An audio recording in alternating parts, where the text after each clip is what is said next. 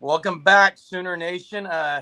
You are going to be in for a treat this afternoon as we have OU softball player Alynah Torres joining us today. Thanks so much, Alynah, for taking time out of your busy schedule. I'm sure to join the Sooner Surge. Appreciate it. Thank you for having me. I'm excited. Yeah, go ahead and maybe start with your journey of from Arizona State to the University of Oklahoma and just that transition process and how that all came to happen.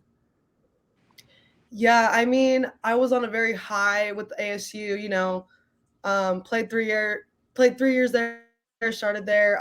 Coach was awesome, Coach Ford. I ended up getting a better job at A&M, and then everything was just up in the air. Very quick, very like all the transfer stuff is like super. It's kind of exhausting and kind of like a roller coaster. But good thing was I got in the portal pretty fast, and Coach Gasso reached out as soon as possible. So every time you get a coach from Coach Gasso, what are you gonna do? Tell her no? So, I mean, I was pretty blessed. I was pretty blessed to get in as fast as I did with the portal and like get in and get out. So yeah, I mean, it's a roller coaster. Then getting to OU, I mean, as a little girl, you dream to win a national championship. I mean, that's your goal, make it to the World Series. But then to have a goal to even like win it or put that in question is just awesome. So we end up winning, and I'm living at a high right now. In my fifth year, just trying to enjoy all of it before it's all done. So yeah. Yeah. Hey, Alynah, your transition to OU. What do you think was the biggest challenge coming from Arizona State to OU? Maybe the biggest challenge and the biggest difference between those two programs. Yeah, I mean they're both good programs. I'm an AZ girl, so like I love being in my hometown. So I think maybe being away from home and like not having that support system that I once had. Now I'm like living on my own, learning how to do things on myself. But softball wise, I would say that at ASU had a very big role. I was the leader all 3 years, even as a freshman. I was that person everyone looked to, and then you come to a team where everyone's just superstars and awesome. The girls were actually very welcoming though when I first came because you can get this vibe from a girl. Hey, she started 3 years and then she doesn't really know what's gonna come, Mm-hmm. and like she can either go one way or the other. She can be like upset about her result or work hard and get into the lineup. So good thing I took the good route and I did the hard part and grinded it out. But I think maybe just like knowing like, hey, you don't have to have the game winning home run double all the time. Like everyone in our lineup can do it 24/7. So if anything, it was kind of nice, but like weird. Like, oh, okay, I don't have to like be the hero right now. So yeah. Yeah. So what about you only played a year with Jordy Ball, Mhm. but what is something maybe you learned from her in the 1 year you were with her before she transferred out? Maybe something about her personality or her game, whatever it is. Man, that girl is a workhorse. I will give her that. She is such a good teammate. She's a good person. So that's what I'm really big about. You can be a good solo player, but if you're a good person, like I respect you 100 times more. So one thing I learned from her is that like, you know, um, the spotlight can be on you all the time, but sometimes people just aren't happy because they're not home. And I understood that from her. I kind of did the reverse of her. I started in my hometown, then left. She left her hometown and then wanted to go back. And I respect it 100%. But one thing I learned about her is that she never let that get to the team. And a lot of people didn't know she was going through all that. So I think just like her being able to be there for her teammates and her coaches and stuff was like a big thing that I learned from her because she was in a tough position. I mean, she's a very family orientated girl. So Mm-hmm. her being able to do what she did, especially in the World Series, and like all the stress that was on her, I mean, props to her. I mean, it's hard. So, Yeah. I mean, you can't say anything bad about the girl at all. She's just Mm. too good of a person and she works hard no matter what. So, no bad things to say there. Alina, what has been your best experience at the University of Oklahoma beside winning a national championship? Oh, that's what I was going to say. Okay. Let's see. Best experience.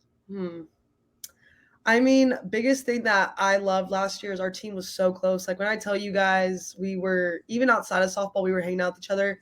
I think that was super cool. Like just the team dynamic. Like even when we were just at the field for 8+ hours, we were still hanging out with each other at each other's houses, planning like little get-togethers, volleyball tournaments. Like I think that was super fun about it. And like the softball part's nice and like the winning part, but that right there was something you can't really get that back. And you can always try to replicate it, but it's always going to be a different group of girls. But when I looked about it, I'm a fifth year, and like when I'm done, I'm not going to be able to see them every day. So that was a big like, hey, like you need to soak this in because this is fun. And it was like more than just softball here, which was cool because the things we did on the softball field, you can kind of tell like we were so close as a unit. So yeah. Yeah, that's awesome. I know you've played multiple positions. Is there, I mean, because you've played all around really on the field, infield, outfield. So I know going into next season, there's, different positions probably that are open. Is there a position that you prefer over the other, just that you feel more natural at?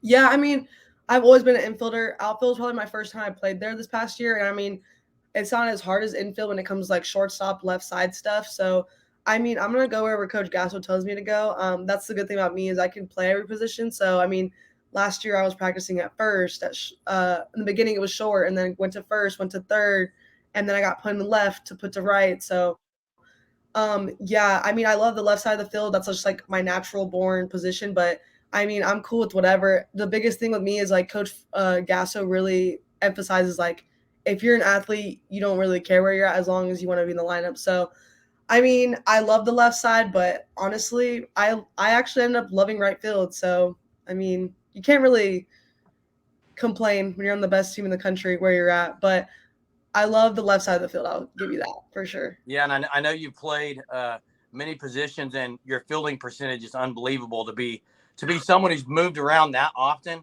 To have that fielding percentage is out of this world. So, yeah, kudos to you. What about you mentioned Gasso a couple of times? The culture, you see a whole lot just on social media, and you mentioned the tightness of the group, but just the culture. I know with JT Gasso, Coach Rocha, Patty Gasso. What is there something that you would say stands out? One thing that what makes Gasso so successful and how she's a leader? What would that be?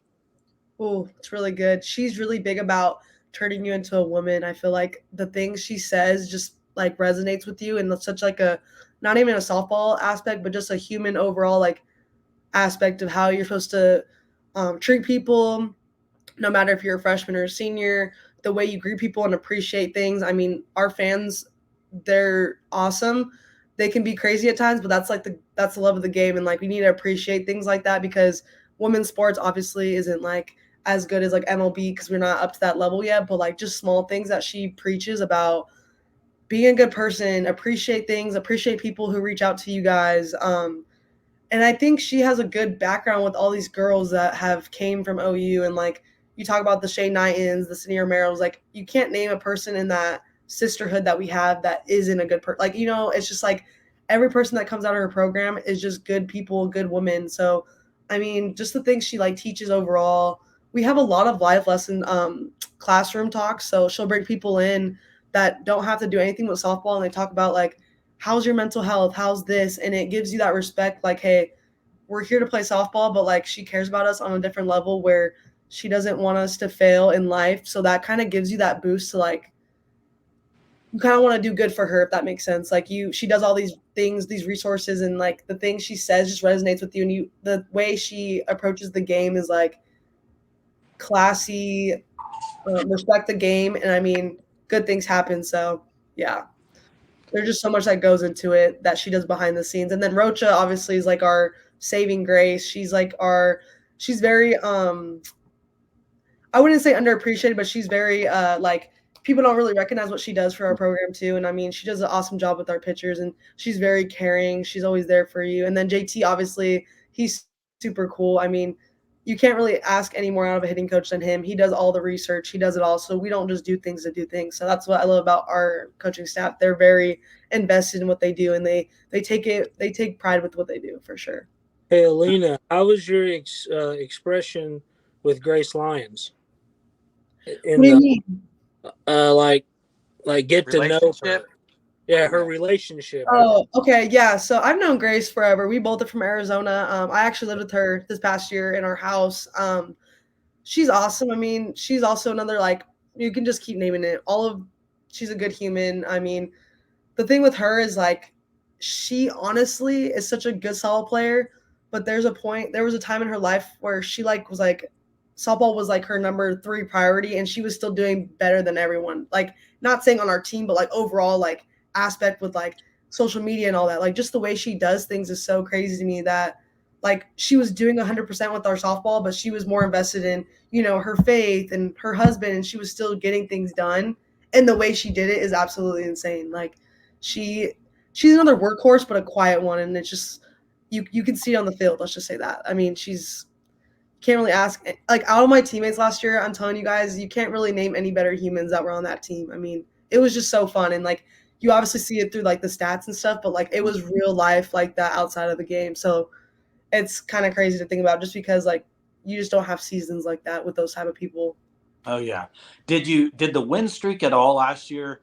I know we've talked to people and just the pressure of it didn't seem to really bother y'all. Is that like, was it just y'all were, like you said, you're so together, it was just playing and just not even thinking about it? Yeah, I mean, there was times when people would bring it up, and we would be like, yeah, like that's cool if we do it. If we don't, I mean, we're still, we're still in a good spot. I mean, Coach Gasso was big on it too. You could tell the pressure was there. I mean, our fans, they say it, they tag you and stuff on Twitter, Instagram. You see it, you're acknowledging it. But like the way Coach Gasso was going about it, it was like, we don't really need anyone else to really know what's going on except for the people that are here right now. So I think that kind of helps. She kind of made it like a, hey, this is our bubble. No matter what happens, happens. And we honestly had no idea.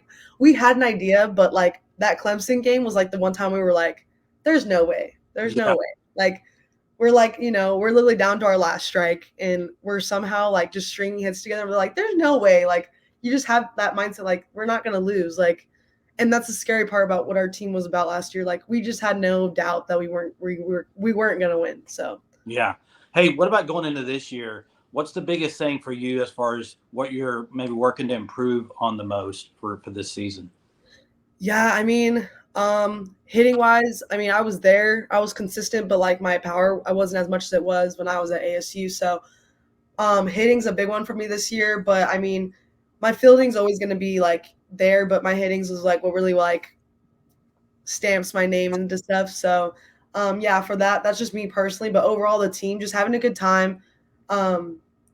Making sure that people feel welcome, just because we have a lot of newcomers, and I felt that way last year. There were so many, but like they made us feel welcome so fast. So stuff like that, and then just overall as a team aspect, just like it's our last year with a lot of these people, a lot of the big names, all like a lot of people are leaving, so we need to enjoy it, not just chase numbers and stuff like that, because it's gonna come. So biggest thing I would say is just having fun with it, but like enjoying the process of the hard work in the fall and the things that are hard, because it's a lot of our last years, and we might not be in this type of structure again, a few of us. So just like enjoying the hard, I would say.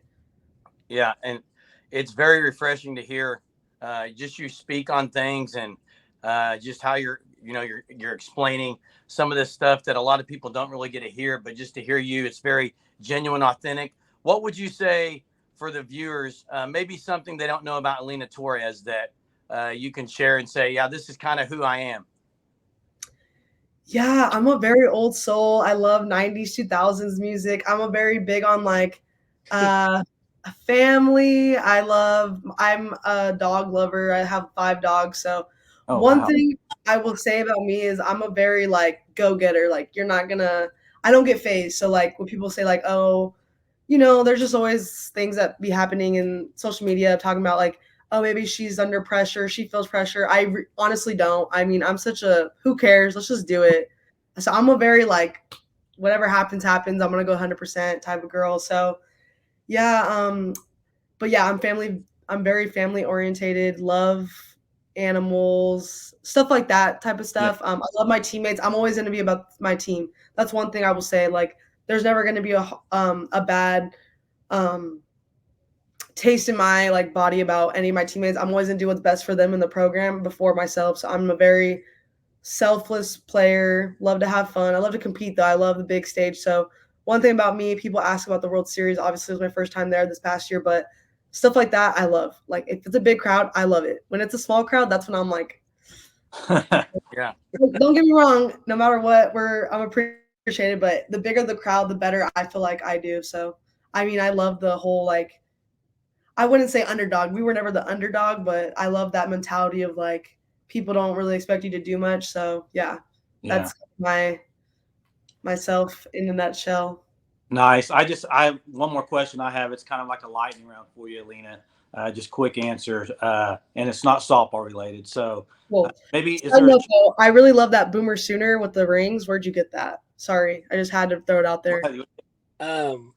My brother and my dad went to the Switzer Center. Uh-huh.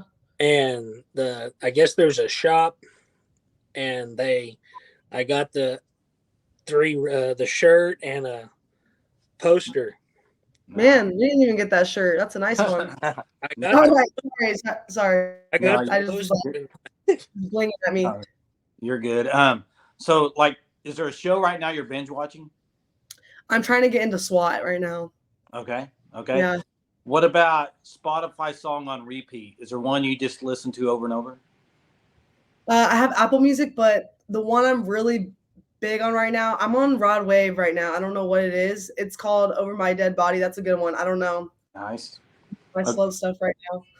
Yeah. What about go-to restaurant? And Norman and just overall? Either one. Okay. Oh, this is tough. Me and Tiare Jennings love to go out and, like, search for new things. So, I'll say Chick-fil-A. Can't go wrong with that. Favorite holiday? Christmas. I'm a Christmas baby. Nice. Awesome. Well, Alynah, this has been a joy, honestly, having you on and getting to know you a little bit. You're one of the newer Sooners.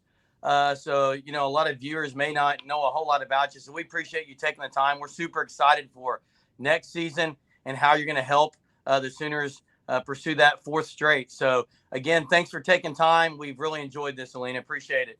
Thank you, guys. Thanks for having me. All right. Thank you.